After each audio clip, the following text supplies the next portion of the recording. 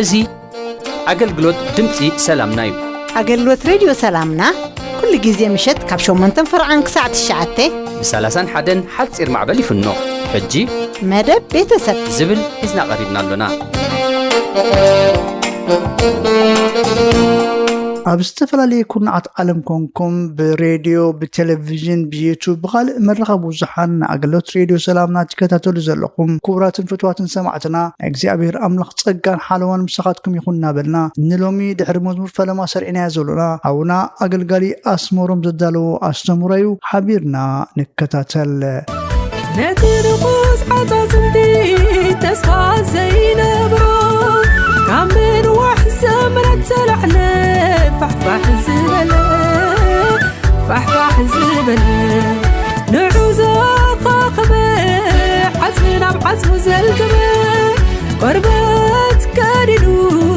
زقا البسو شفاقيرو دو سفلا ازن ديوم لاخي نمن تايز حلال ازن ديوم لاخي نمن صورين عقوه بدأ فويلة عرف دحر دقيم وهيت مسيلة عير صورين عقوه بدأ فويلة عرف دحر دقيم وهيت مسيلة عير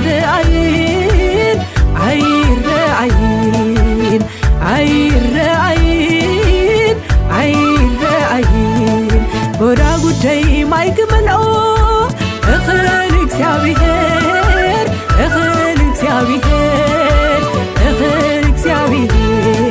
حتى يكمل السو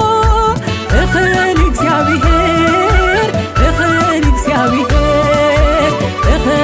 سابيهر نبعتيك درسو اخلك سابيهر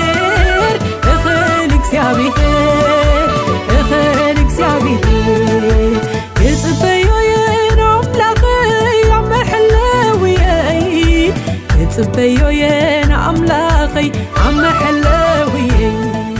سلام تخاتلتي راديو سلامنا لومي بزعبا بيتسب كنمهارينا بزعبا بيتسب قدم مرعينا ات بيتسب زبحال قدم متنتانا ات سب زبلنا بيتسب زغير اب املاح بخمي عينت مجد جميرو اب بيتسب كاغزابير قديو انتا يمثل كنري سلازدلخو كاب زفطرت معرف حدا فقد 26 جميرو زلو بغويتا يسوس سم كم ببلكم املاح كاب ملكنا كم مثلنا سب نكبر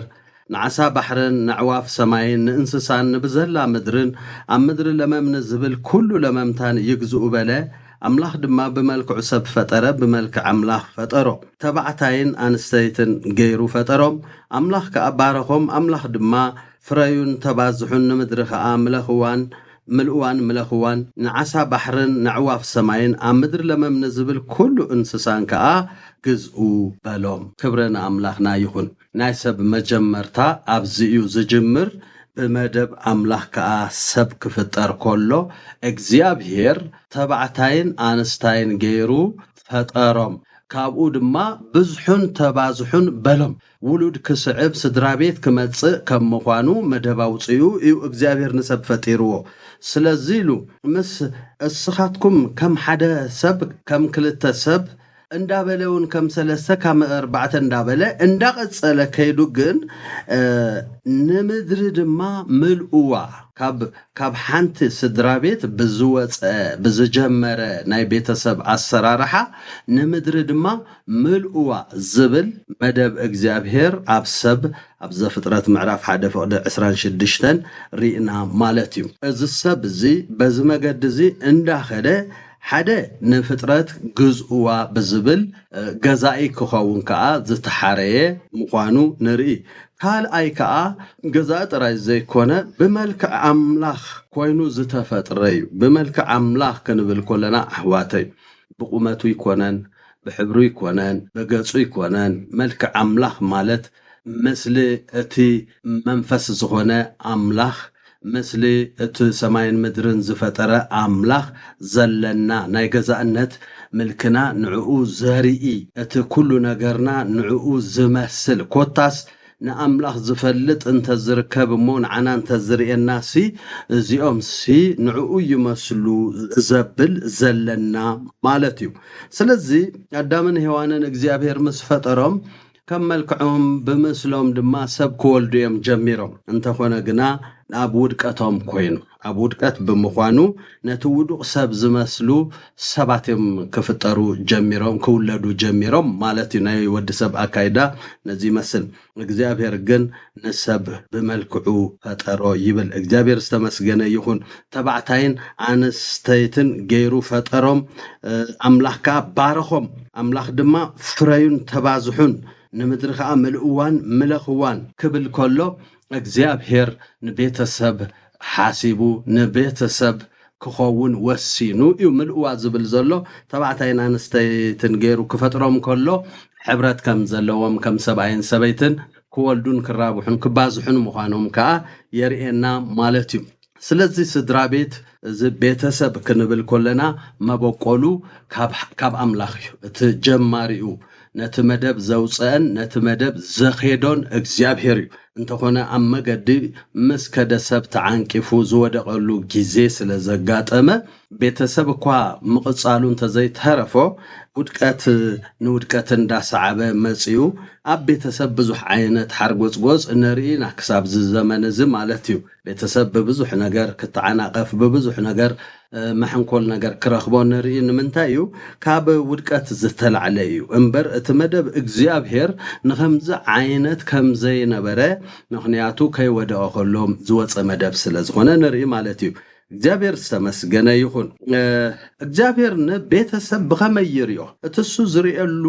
መገዲ አባና ኮፊሉ ቡሪና እንድሕር ወሲና ዘይንጓዓዝ ኮይና ንሕናውን ኣብ ቤተሰብ ካብቲ ጽቡቕ ጽልዋ ኣብቲ ሕማቕ ጽልዋ ዘድሃበ ጸለውቲ ክንከውን ንኽእልና ስለዚ እግዚአብሔር ንቤተሰብ ክርኢ ከሎ ከመይሪኦ ምስንብል ንሕና ከዓ ከምትሱ ዝሪኦ ክንርኢ ደቀተልዑል ተባሂልና ወዱኽን መስል ተመዲብና ዝመጻና ንሓዳር ከዓ በትምስሊ አምላኽ ዘለና ቡኡሪና ከነሰጉሞ ይግባ ንሕብረትና ብኾሙሪና ከነሰጉሞ ይግባ ኣብታስ ድራቤት ኮታስ ክኸውን ዝግብኦ ኩሉ ከም ፍቃድ አምላኽ መንታን ክኸውን ክንጽዕራለና ማለት እዩ በቃሉ ማለት እዩ እግዚአብሔር ተመስገነ ይሁን እስከ አብርሃም ቤተሰብ ነይርዎ አብርሃምን ሰበይቱ ሳራንም ነይሮም ውሉድ አይነበሮምን ኣብትሕቲኦም ጉዙኣት ዳ ነይሮም መንበር መኻናት ስለዝኾኑ ውሉድ አይነበሮምን ስለዚ ቤተሰብ ኢልና ክንሪኦም ከለና እዞም ክልተ ሰባት እዮም እቶም ምስኦም ዘለውን ከም ምስኦም እንደም ዝቁፀሩ እግዚአብሔር ፈልዩ አይርእን እዩ ግን ክኸዱን ክገድፍዎምን ናቶም ምርጫ ስለዝኾነ ከም ሓደ ስድራቢ ዘይኮኑ ይኽእሉ እንተኾነ ግን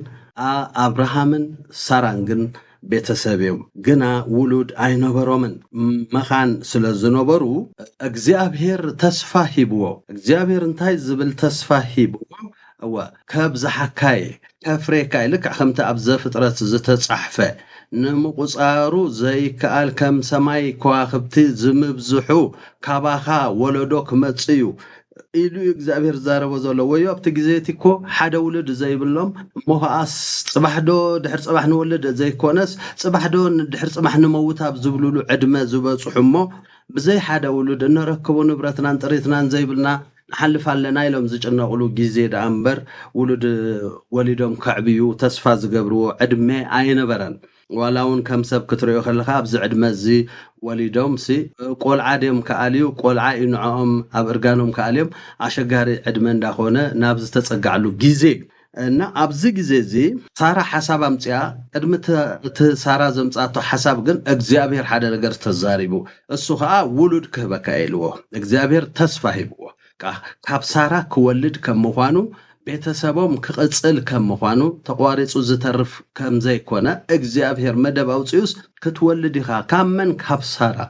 ሳራ ክትወልድ ኢኻ ንምባል ተስፋ ዝግበሮ ነገር ኣብ ሳራ የለን ምክንያቱ ዕድሚኣ ኸይዱሎ ክትወልድ ኣብ ዘይትኽእለሉ ዕድመላ ማለት እዩ እዚ ሰሚዖም ኣለዉ ሰብኣይን ሰበይትን እንተኾነ ግን ኣብዚ ቃል ተኣሚኖም ንእግዚአብሔር ክጽበይዎ ከዓ ተስፋኦም ኣብቲ ዝርእዎ ኣካላዊ መንነቶም ተዳኺሙ ስለዚ ሳራ እንታይ ዝብል ሕቶ ቀሪባትሉ ካብዛ ግብፃዊት ኣጋር ካብ ኣሲ እቶሞ ውለድ ንምንታይ ካባኻ ዝተወልደ ንሱ ወራስ ምእንታን ክኸውን ስለዚ ነቲ ናይ እግዚአብሔርሲ ከም ዝዘንግዕዎ ትርኢ ካብታ ሰበይቲ ተስፋ ምግባር ነቲ ናይ እግዚአብሔር ተስፋ ምዝንጋዕ ወይ ከዓ ምቕባጽ ተስፋ መቁራጽ ኣይከውንን ኢልካ ንርእስኻ ርኢኻ ነቲ ናይ እግዚአብሔር ቃል ዘይምእማን እንዲ ዝረአ በዛ አክል ከሙ ኢላቶ እነሱ እንተቀቢልዋ ነው አይፋልከን እግዚአብሔር ይሉና እንዲ ከውን የብሉን አይበለን ናባ አተወ ቆልዓ ወለደት ናስ ኣብቲ ስድራ ግን ብዙ ሓጎስ ጎጽ አምጽዩ ደሐር ሓደ ነገር ምስ እግዚአብሔር አብርሃም ተዘራሪቡ እንታይ ዝብል ኣብ ምዕራፍ ዘፍጥረት ምዕራፍ 17 ፈደ 18 ዝጅምር እንዲው አብርሃም ድማ ንአምላኽ ንስማኤል ግደ ኣብ ቅድሜኻ እንተ ዝነብር በሎ ግዳ ኣብ ቅድሜኻ እንተ ዝነብር በሎ እንታይ ማለት እዩ እግዚአብሔር አነ ከህበካ ኢልዎ ምስ በሎ እሱስ ግደፎ ተስፋ ኦሪጽ ዛ ዓይነቱ እዩ እትብኢደይ ዘሎ ስጋ ለቢሱ ኣብ ቅድመይ ደውሉ ዘሎ ውላደይ ንዕኡ ጥራይ ባርኸለይ እምበሪ ሕጅስ ዋላ ሙላዱን ትትብሎ ዘለኻውን ተተረፈ ዛ ዓይነቱ ዘስምዕ ግዳስ ኣብ ቅድሜኻሲ እንታይ ይግበር ይምበር ማለት እቲ ተስፋናትካሲ እቲ ስኻ ኣባይ ክትገብሮ ዝደለኻይ ባይ ክትገብሮ ዝደለኻይ ኣወለዶታተይ ክትገብሮ ዝደለኻይ በእስማኤል ግበረለይ ኣናት ወደ ኢልዎ እግዚአብሔር ዝበሎ ከዓ ክንሰምዕና ፈወደ 19 ቀጽሉ ኣምላኽ ከዓ በለ ኣይፋልን ሰበይትኻ ሳራ ደኣ ወዲ ክትወልደልካ ያ ስሙ ድማ ይስሐቅ ከተውጻሉ ኢኻ ኪዳነይ ከዓ ምስኡን ብድሕሪኡን ምዘርኡን ኪዳን ዘለዓለም ከቁሜ እዚሉ እግዚአብሔር ተዛሪቡ እግዚአብሔር ንቤተሰብ ዘኽብር ምዃኑ ካብ ኣጋር ንዝተወልደ ዘይኮነስ ካብ ሳራ ካብ ሰበይትኻ ኣነ ዝፈልጦ ስድራ ቤት ንስኻን ሳራን እዩ ማለት እዩ ንስኻን ሳራን ኣጋርን ኣይኮንኩን ዝፈልጥ ንስኻን ሳራን ንዓኻትኩም ደይኮንኩን ጸዊዕኩም ካብ ዓደቦኹም ሕጅኻ ኣምሳኹም ጉዳይ ነትናትካ መልኤ ናይ ሳራ ግን ውዱቕ ኣይገብሮነ ስለዚ ካብ ሳራ ክትወልድ ኢኻ እቲ ስኻ ዝደለኻዮ ኣብ ምስ እስማኤል ከቁሞ ዝበልካኒ ኪዳነይ ምስ እስማኤል ኣይቁሞን ምስ ኣጋር ተዘራሪበይ ኮንኩን ካብ ዓድኹም ኣምጽኤኩም ምስ ሳራን ምሳኻን ተዘራሪበ ስለዚ ዛ ስድራ ቤት እዚኣ እዚ ቤተሰብ እዚ ኣብ ቅድመይ ኩቡሪው ሕፉሪው እቲ ተስፋ ዝኣተኽዎ ከዓ በዚ ክፍጸም ስለዘሎ ሳራ ኣብቲ መቐጸልታ ወለዶ እትስመ እትፍለጥ ኣደ ኮይና ክትቀጽል ኣለዋ እዚ ቤተሰብ እዚ ከዓ ክፈርስ ካልእ ቤተሰብ ከዓ ክቆውምሞ ካብ ከምዚኣ ተወሊዱ ብኡ ድማ እግዚአብሔር ቀጽሉ ዘየብል መገዲ ክትከዱለኩም ማለት እዩ ኣብ ዓዶም ከለው ተዛሪቡ ዘምጾም ስለዚ ንቤተሰብ እግዚአብሔር ብኸምዚ የኽብር ከምቲ ዝበሎ ድማ ሳራ ወሊዳ ማለት እዩ ይስሐቅ በልዎም ዝበሎም ንኹሎም ዘስሐቆም ክትወልድ ያሳ ካብ ሳራ ክትወልድ ኢኻ ምስ በሎ አብርሃም ስሒቁ እዩ ዘይከውን ማለት እዩ ሳራ ስሒቃ ዘይከኣለኒ ማለት እዩ ስለዚ እግዚአብሔር ግን ሰሐቅ ገበረሎም እግዚአብሔር ግን ነቲ ኣይከውንን ኢሎም ከም ዕላል መሲሉ ዝተራዮም ዝሰሐቁሉ ጉዳይ بسم كأبو كوفا بلو يسحق بلو بدحريو تناتي مدبكا أبز قصل زارو خابو بلو خقلت إلو إجزياب هير تزاربو بخالق مقدسي إزام حجين نريهم أب مصحف قدوس تصحفهم زركبو إن موسى إن إلياس إن داويد كلهم كوتاسنا إجزياب هير السبات كساب حواريات أيما مصون مالتي بيسحق زرئي انت زقوملو بيسحق እግዚአብሔር ኪዳኑን ተዝገብር መስካልኦት ወለዶ ክዘራረብ ነይሩ ማለትዩ ስለዚህ እዚኦም ኩሎም ተረኺቦም ዘለው ዘማን መጽሐፍ ቅዱስ ነሪኦም ቅዱሳን አገልገልቲ ሐዋርያትን ነቢያትን ኩሎም ቅዱሳን ነጋውስን ካብ አብርሃምን ካብ ሳራን ዝተወልዱ በት ተስፋ አምላኽ ዝተረኽቡ እግዚአብሔር ንቤተሰብ በኸምዚ ዘኽብር ሞ ካብታ ቤተሰብ ክርከብ ዝግብኦ ናይ እግዚአብሔር ሐሳብካ كومو يلو خقصل زدل مخوانو فليتنا نبيتسب كبرت نحبو كل جزء سليتو زخيد ولا حدا نجار يلن مخنياتو نحنا أبزي دنب تكوفو إنازلنا نحنا مسأتنياتاتن أجايشن إنازلنا سلازي أبز مسأتنيا زخونا لو سفرة زدلنا يو كم زدلنا يو زفت سملو سفراون أيكونن اتسقاون قبل علم منفس مصاررتيو ات ابانا زلو سغانا كواسنتي مدب املاح زصارر سلاز زخونه مست حسابنا ناي سغا نغرنا اندا تقالسنا نبيتسب ناي املاح مخانو حدا منفساوي تكال مخانو حاسبنا كنخيدو واغا خنكفل يغبرلي زيكونس نغبرلو زبلكا برينسيبل يحلونا بزح غزي سب ناي غزا رسو دليتيو مست اورا نغر زباسو كابت دليتكا كل جزء ممزن اندحر جيركايو انصار بيتسب دو تبليها مهنياتو دليت ناتكان دليت نايتخال انزي سانه يلو جزء يمصيو كمت املا فقادكا يكون انبلو اب صدرا بيتكا فقادكا لوتي يكون انسي كحجزوم يغبان انس واغا خفل يغبان مس نبل صدرا بيت يصنعنا املاك ابزي نغلغلو نخبرون ويتا اعزيزو يباركم كبرنات املاكنا نابونان يكون بغويتانام بمدحنام بيسوس كريستوس سم بارخكم الله تباركوا صبيوين عملاقي عم حلاوي صبيوين عملاقي عم حلاوي نفاس تزين له زناب انت زي ترايه زي وقعك مسل عزيكوا تلمته انا قنا انا عملاقي كتصبيوين تدمويه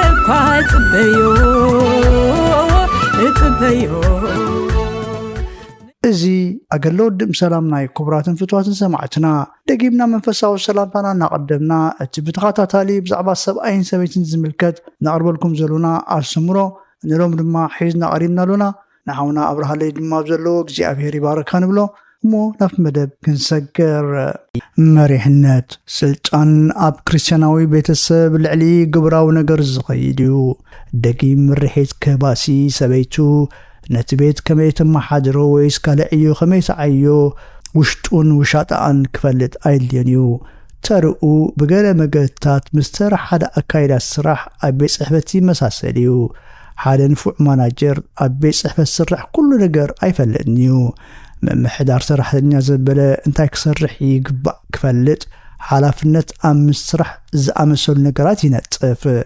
اب حد اوان ما نمكاب زخلون لعل سرح كيس افصفو عيو بقبو يعي الودو يقصصر سرحتنياتات كده اب حد اوان زعي سرح تترخبه اينه ازي اقداس من انت خفلتو قدامنت يسرح حدا كايد السراح من سرحتنياتاتو حدا سب اي مسبيتو زامدلو نغرات فلاليوم اقدس فلي علو سب اين سبيتن حلقان سرحتنياتات ايكونن كوين غنا سب اي كمتي حدا ماناجر زغبرو اب سرح سبيتو نطفا قالب خريخ لك خمتي حدا اكايد السراح نحدا السراح زصعقو بيت صحفت سراحن سلام زتحزو حدا سب ايون زبزح سرعاتن سلامن ابتصعق سرح سبيتو كعزز كبر يخاليو نمجمار سب اي سبيتي حلافنتا ختنصر تقنع قدامنتات كتسرع كحجزا يغبا بصحات انستي ازي بزح كسلطا سلصعرا ابعيون يوحطين سب اي سبيتي اتقبرو نغرات كتفلي كتعيز غبا نغرات كتنصر كحجزا يخال كامرس تابيت ايراي ايوين حبار هيوتومن حلافنتومن اقداسي ايناي زي اقداسي كنصر حلافنتيو سب اي سبيتو ايو اخمي بادمعي منقد تسمدبو كحجزاون تقداسنت كرئي قبا بحبار كوينم كقبول سمناو مدب سرح كسرعي يخلو مدب سبيتي كزيان كونتاتان كتقوطاصرون بر مانتي كيقوطاصرا ابدك يخفتلايو مدام مسرع سبيتي ابسم كسرحو زلوا نغرات مزرزار ببحد خند غزي وسد معاشي سرحن موطان يحقف او سبعين سبيتنا حدهم زارر بلو غزي ندقم زخون غزي نصلوتن من با مصحف قدسن زخون غزي نعرفتن ولقاو نغرا زخون غزي خسرعي يقبا كوين غنا ابسمون زلا طر اتبل دقيق ام بدم اتاو كن ايغبا ان እዚ ኩሉ ኣብ ናይ ሓደ ሰሙን መደብ ከመይ ትሰርዑ ትኽእል ሕቶ ይኾኖም ይኸውን ካብ ተመክሮ ይብል ጸሓፋይ ይከኣል ምዃኑ ግና ምስክረልኩም እቲ መደብ ካብ ተመደበሉ ንላዕሊ ግዜ ዝወስድ ዕዮ ወይ እውን ናይ ሓደ መዓልቲ ዕዮ ከሰናኽል ዝኽእል ናይ ህጹጽ እዋን ስራሕ ኣብ ግምት ዝኣቱ ክኸውን ይግባእ ምንም እኳ ብቐንዱ እዛረበሉ ዘለኹ ብዛዕባ ሓላፍነት ሰብኣይ ኣብ ዕዮ ሰበይቲ እኳ ክነሱ እዚ ከምዚ ዝበለ ግብራዊ መምርሒ ብተመሳሳሊ መልክዕ ንሰብኣይ እውን ክንድኡ ኣገዳሲ ምዃኑ ከመልክት ትደሊ ሰብኡት እውን ዕዮታቶምን መደበታቶምን ብስርዓት መሓዚ ይጽግሞም እዩ ሰብኣይ ገለ ኩስነት ዝረኽበሉ መገዲ እንተኣልዩ እቲ ሰብኣይ ሓላፍነቱ ኸነጽር ቅቡል ሰበናዊ መደብ ክሰርዕ እቲ መራሒ ልክዕ ከምቲ ሰብኣይ ንሰበይቱ ሰርዓላ ክሕግዞ ይኽእል መደባቱን ሓላፍነቱን ምስ ሰበይቱ ክዘራረበሉ ይግባእ ድሕሪ ዝንጥፈታት ናታ ኸዋሃዶን ኣብ ቀዳመናታት ዕዮታቱን ዘለዎ ርእቶ ክትህበሉ ትኽእል ሰብኣይን ሰበይትን ብዛዕባ መደባቶምን ሓላፍነቶምን ዝውስኑ ይወስኑ ኣብ ምትግባርቱ ውሳነ ሰብኣይ ንሰበይቱ ክድግፋ ይግባእ ቆልዑ ከመይላ ተኣልዮም ሓደ ሰዓት ንጸሎትን ምንባብ መጽሓፍ ቅዱስን ውሰድ ክብላ ካልእ ብዙሕ ድርዘናት ነገራት ኣብቲ ገዛ ክመጽእ ከሎ ባዕላ ትኺት ትጭነቐሉ ክብል ክሓድጋ ኣይግባእን ሰበይቱ ትሰማዕሉ ነገራት ክትገብር ምእንቲ ህይወቶም ንዕኡ ተማዕራረየ ከም ዝኸውን ከሰብለሉ ይግባእ ንጸሎት ግዜ ክትረክብ ንኣብነት ናይ ሓባር ህይወትና ካብ ቴሌፎን ላዕሊ ጸሎት ዝያዳ ኣገዳሲ እሞ ገመታ ቴሌፎን ኣብታ ሰዓቲኣ ተምልቕ እዮ ክብላ ይኽእል ወይ ኣጥፍእያ ክብላ ይኽእል ወይ እውን ፀጥ ዝበለ ናይ ጸሎት እዋን ምእንቲ ክትረክብሲ ምሸት ሓንቲ ሰዓት ቆልዑ ክሕዘላ የድለ ይኸውን እቲ ግብራዊ ፍታሕ ዝኾነ ይኹን እቲ ኣገዳስ ነገር መደብ ሰበይቱ ክሰርዕ እዩ ሰብኣይ ሓላፍነቱ ምውሳድ ይግባእ እዚ ዝበሃል ዘሎ ኩሉ ደቂ ኣንስትዮ ግዜአን ክምድባ ኣይክእላን ንምባል ኣይኮነን ብዙሓት ኣንስቲ ኣባይተን ኣጸቢቐን ዘሰናብራየን ተወሳኺ ዕዮ እኳ ይዓማየን ብዙሕ እዋን ካብ ብዛዕባ ኣወዳድባ ንሰብኡተን ብዙሕ ክምህራ ይኽእላየን ኮይኑ ግና ሰበይቲ ብዛዕባ ኣወዳድባ ዝወፀላ ውርፅፅ ትኹን እንተስ ብዙሕ ክትመሃር ዘድልያ ሰብኣይ ብዛዕባ ግዜኣን ስርሓን ሓላፍነት ኣለዎ እዚ ማለት መደባ ኣገዲዱ ይስርዓላ ማለት ኣይኮነን እዋን ብሓባር ኮይኖም ክሰርዕዎ ይግባእ እንተኾነ ኣብ ምስራዕ ጥዑይ ብሕታዊ ህይወት ይኹን ግብራዊ ድሌት ናይ ሓባር ህይወቶም ንጡፍ ተገዳስነት ከርኢ ይግባእ ቤተሰቡ ናብ ኣምላኽ ዘለዎም ቅርበት ብሓላፍነት ስከም ክኸውን ጎይታ ነቲ ሰብኣይን መንፈሳዊ መሪሕነቱን ፀውዒዎ እዩ መጽሓፍ ቅዱስ ስእሊ መንፈሳዊ መራሕቲ ቤተሰቦም ዝነብሩ ብዙሓት ሰብኡት የርእየና ሓደ ማራኺ ኣብነት እቲ ኣብ ቅድሚ ሙሉእ ህዝቢ እስራኤል ደው ኢሉ ኣነን ቤተይን ግና ንኣምላኽ ኢና ነገልግል ኢሉ ንቤተሰቡ ናብ መንገዲ ኣምላኽ ዘመዓቆበ ኢያሱ እዩ ኢያሱ 24:15 ካልእ እቲ ውልቃዊ ቅድስንኡን ጸሎቱን ንቤተሰቡ ቀዳምነት ህያብ መንፈስ ቅዱስ ተቐበለ ኣሕዛብ ዝገበሮም ሓለቓ ሚእቲ ቀርኔሎስ እዩ ግብረ ሐዋርያት 10 ክሳብ ሕጂ ኣብ ምምካር ሰብ ሓዳር ካብ ዝረኣኽዎም ንክርስቲያናት ጉጅለታት ኣብ ምምሃር ኣብ ዝተፈላለዩ ቦታታት ኣብ ዝገሽከሎን ይብል ጸሓፊ እዚ ሎሚ ዘሎ ተራ ክርስቲያን መንገዲ ኢያሱን ቀርኔሎስን ይስዕባሎ ኣይብልኒ ብዙሕ እዋን ኣንስቲ እቲ ኣብ ገዛ ክረኽብኦ ዘይከኣላ መንፈሳዊ መሪሕነት ደልየን ናብ ፍቐድኡ ኣብ ከባቢአን ዝርከቡ ካህናት ኣገልገልቲ ወይ መራሕቲ ጉጅለ ጸሎት ኮለል ክብላ ንርኢ ኣዝዩ ዘገርም ብዝሒ ክርስቲያናት ሰብኡት ኣብ መንጎ ኣንስቶምን ጎይታን ዘሎ ርክብ እንታይ ይመስል ኣፍልጦ ዝበሃል የብሎምን ብዙሓት ከዓ ግዲ ዝበሃል የብሎምን ካልኦት ኣርእስቲ ክለዓል ብዙሕ ዘፍርዎ ኣይኮኑን ብዙሕ እዋን ከም ዝበለ ሰብኣይ ሰበይቱ ቀሺ ወይስ ኣገልጋሊ ወይስ ብዛዕባ መንፈሳዊ ህይወታት ዝግደስ ዝኾነ ሰብ ክርከብ እንከሎ ብሓጎስ ከበሩ ይሃርም ካብ መፈንጥራ ተገላጊሉ እዚ ጥራይ ዘይኮነ ብተመሳሳሊ መንገዲ ንሰበይቱ ኣብ ቤተሰብ ንዝግበር መንፈሳዊ ንጥፈታት ጸሎት ቤተሰብ መጽናዕቲ መጽሓፍ ቅዱስ ቤተ ክርስቲያን ምምሃር ጸሎት ቆልዑ ሓላፍነት ክሰክማ ድልው እዩ እዞም ከም ዝበሉ ሰብኡት ሓደ እዋን መንፈሳዊ ነገራት ልዕሊ ዓቕምና ኢሎም ዝወድእዎ እዮም ኮይኑ ግና መንፈሳዊ መሪሕነት ክወስድ ክሳብ ክንደይ ባህ ኣይብሎን ብዘይገድስ ሰብኣይ ንሰበይቱ ኣብ መንፈሳዊ ይኹን ግብራዊ ነገራት ክሕግዛ ክድግፋን ክመርሓን ሓላፍነት ኣለዎ ፍሉይ ቅድስና ወይስ ሙሉእ መንፈሳዊ ፍልጠት እውን ኣይህልዎን ይኸውን እዚ ዘገድስ ኣይኮነን ኣምላኽ ጉድለታትና ፀቢቑ ይፈልጥ እዩ ዘድልየና ሓገዝ ከዓ ይህበና ይኹን እምበር ሰብኡት ሓላፍነቶም ስካም ክጅምሩ ስጉም ትወስዱ ይደሊ መንፈሳዊ መሪሕነት እቲ ሰብኣይ ምስ ኣምላኽ ብዘለዎ ርክብ ይጅምር መንፈሳዊ ህይወቱ ለውጥ እንተዘርእዩ ዕቤት ሰበይቱ ብጎይታ ክጸልወሉ ዝኽእል ካልእ መንገዲ ፍጹም ብዛዕባ እሱን ሰበይቱን ዝደልይዎ ነገራት ዓሚቕ ፍልጠት ክደልብ ንጎይታ ፀቢቑ ፈልጦ መዓልታዊ ክጽልይ የድልዮ ቃል ኣምላኽ ሰብኣይ ከመይ ይሓስብን ይመላለስን ክቐርጾ ዕድል ይረክብ ሰብኣይ ካብታ ዘገልግለላ ቤተ ክርስቲያን ወይ ካብ ገለ ማሕበራት ምንቕራሕ ጸሎት ወይስ ካልእ ንእስ ዝበለ ጉጅለ ዝረኽቦ ደገፍን ትምህርትን ክጥቀመሉ ይኽእል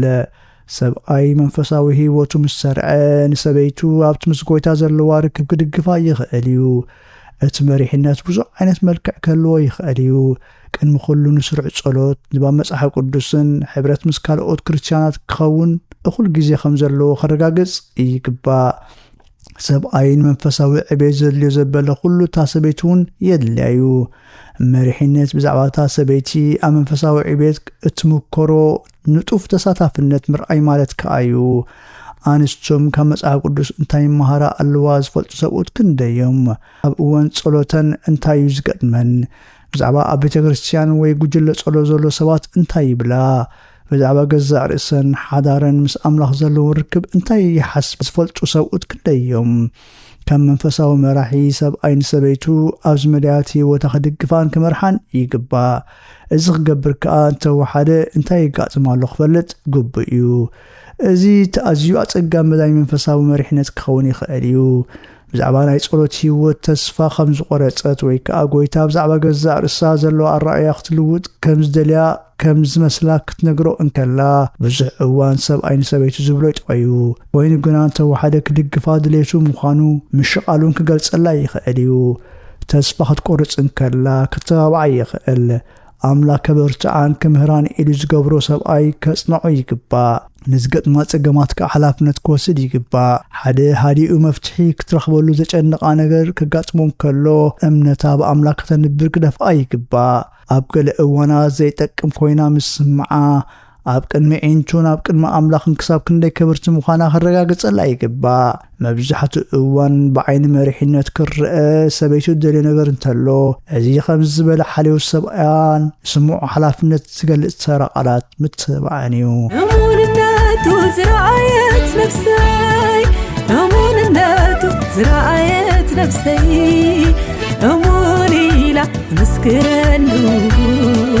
እሙን ኢላ ዝምረሉ ክቡራት ሰማዕትና ኣገልግሎት ድምፂ ሰላምና ኢኹም ክትከታተሉ ጸኒሕኩም ብኢንተርኔት ንእትከታተሉና ኣብ መርበብ ሓበሬታ www.salamna.org ትረኽቡና ከምኡውን ብፌስቡክን ብዩቲዩብን ኣብ ቮይስ ኦፍ ሰላምና ትረኽቡና ሕቶ ርኢቶ ወይ ከዓ ከተበርክትዎ እትደልዩ ሓበሬታ ምዝህልወኩም ቮይስ ኦፍ ሰላምና @yahoo.com ኢልኩም ስደዱልና ጽባሕ እቲ መጽሓፍ ቅዱስ ብሬድዮ ዝብል ፕሮግራምና ክትከታተሉ ብኽብሪ ንዕድመኩም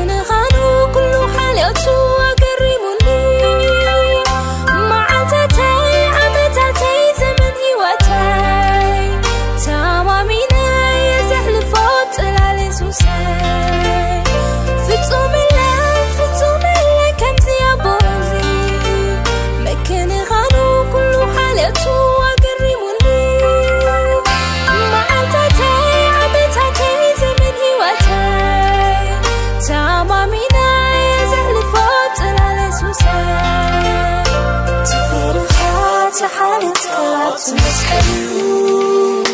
بهيوت كايوت رخيلة فوزلي تفرخات حالتك تمسكيو بهيوت كايوت رخيلة فوزلي ولدي مرقم حديقنا سلدقنا نبصلت نملس حواري باولوس أبتي أمو داتا زمن كفو زمن كم زمت ساعتن كيرنا له سلزي نتا أمونغونان أمونغو دقنان تفتيل زولو ناي عدمي قاك نخن ردوم كيكالنا أزانان دقل بنان كيفنا نخن سمعم انتي سلقزاء رسنا مخلن سلي بسن كأب كل كرنعات هيوت زقات أمم تغطي وطري فرهي مش قرار كاب زيد ديو حدقنيا والسانيتات دحينهم قرعون تعين نرحوق زعلمي هيوت نخمرحو نتقلي لهم كابتي قبل علي من إسيات تفنيو زلو منفس ناي رخصت عبدانن قبرة سدماونتن كالن نخعقبو نتحق أنيا مقد أملاخ كيرخبوو بعرفتي نخم ملالسو نتي أبزع علم زياء زقزق زلو كفوء منفس بنتصورة لليوم كام مرببو حرقوينهم نتتصبق بمدلاي هيوتهم أبتحت منفس قدسن كال أملاخن نخاقزو نتسألي اللهم كاب تعبيتن تمكحتن ريحيقهم نقزاء رسوم تحت بمبال نقز عبيتي كفرون كخبرون نتسألي اللهم دقاقمنا نتسألي اللهم قوبي معرفي حيلي دخول من كنا سيب تعيقين فني بلوتيو حسب كافي واتي سيك ايام زي اللواوات بفونا ساسي بلوتيو حسب كافي واتي سيك ايام زي اللواوات بفونا ساسي